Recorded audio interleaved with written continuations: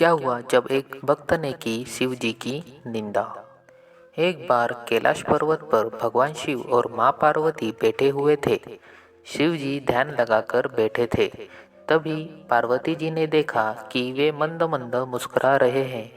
पार्वती जी के मन में प्रश्न उठा कि आज महादेव ध्यान मुद्रा में भी क्यों मुस्कुरा रहे हैं। उन्होंने भोले बाबा की समाधि समाप्त होने पर उनसे पूछा, स्वामी, मैंने आपको पहली बार समाधि में मुस्कुराते हुए देखा है, इसका क्या कारण है।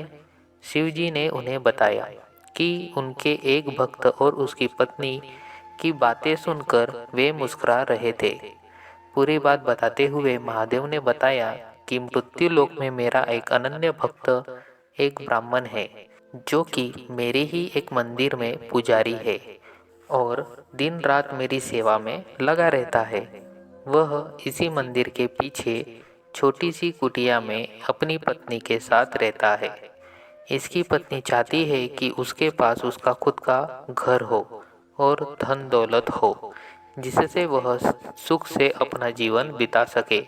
परंतु पुजारी केवल मंदिर के चढ़ावे पर ही निर्भर है और मंदिर में आने वाली दान दक्षिणा से बड़ी मुश्किल से घर का खर्चा चल पाता है। घर और अन्य सुख सुविधा कहाँ से आएगी। पर वह दिन रात मेरे से अपनी पत्नी का सपना पूरा करने का अनुग्रह करते रहता है। आज उसकी पत्नी ने उससे से ऐसी बात कही जिसे सुनकर मैं मुस्कुराए बिगर नहीं रह सका। पार्वती जी ने पूछा, ऐसा क्या कहा उसकी पत्नी ने जो आपका ध्यान भंग हो गया। शिवजी ने बताया, उसकी पत्नी ने आज उसे ताना मारते हुए कहा कि जिन भोले शंकर की तुम दिन रात सेवा करते हो और उनसे मेरे लिए घर मांगते हो, उनके पास तो खुद घर नहीं है। वे तो खुद कैलाश पर्वत पर रहते हैं, तुम्हें कहाँ से घर देंगे। बस यही बात सुनकर मैं मुस्कुरा रहा था। इस पर पार्वती जी को बड़ा आश्चर्य हुआ। उन्होंने कहा, स्वामी, यह बात सुनकर मुझे बहुत बुरा लगा। वह आपको ताना मार रही है और आप मुस्कुरा रहे हैं। आप उसे एक घर और सुख सुविधा दे दीजिए जिससे वह आपकी निंदा न कर सके। इस पर शिवजी ने कहा, पार्वती, यह मेरे वश में नहीं है। ये सभी प्राणी तो मृत्यु लोक में रहते हैं, अपने पिछले जन्म और साथ ही इस जन्म के कर्मों का फल भोग रहे हैं और जैसे ही इनके कर्मों का फल इन्हें मिल जाता है, उन्हें सभी प्रकार के सुख मिलना शुरू हो जाते हैं और अंत में वे मुक्ति पा जाते हैं। इसीलिए इसे मृत्यु लोक कहा गया है।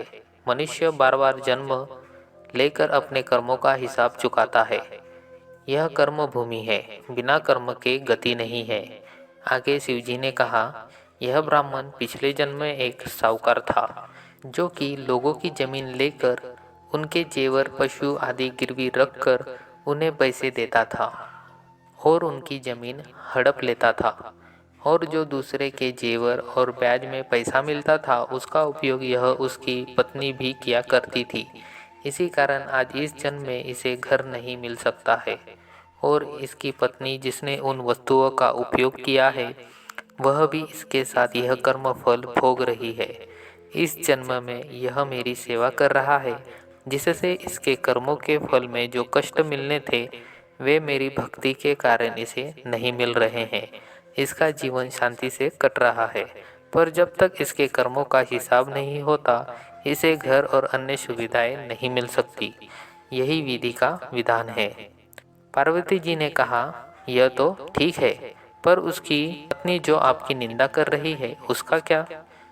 तब शिवजी ने कहा, संसार में जैसे जैसे कलयुग का समय निकट आता जाएगा, मनुष्य भगवान की भक्ति करने के स्थान पर उनकी निंदा करने लगेगा। यही सृष्टि के आरंभ में लिखा जा चुका है। जो व्यक्ति इस कठिन समय में मेरी सेवा करता रहेगा उसको इस मृत्युलोक से मुक्ति मिल जाएगी। तो दोस्तों, अगर आपको आज की कहानी पसंद आई होगी तो हमारे चैनल को सब्सक्राइब जरूर कीजिएगा और वीडियो को लाइक जरूर कीजिएगा, साथ ही अपने दोस्तों के साथ शेयर जरूर कीजिएगा। तो मिलते हैं ऐसे ही नेक्स्ट कहानी में, तब तक के लिए बाय बाय।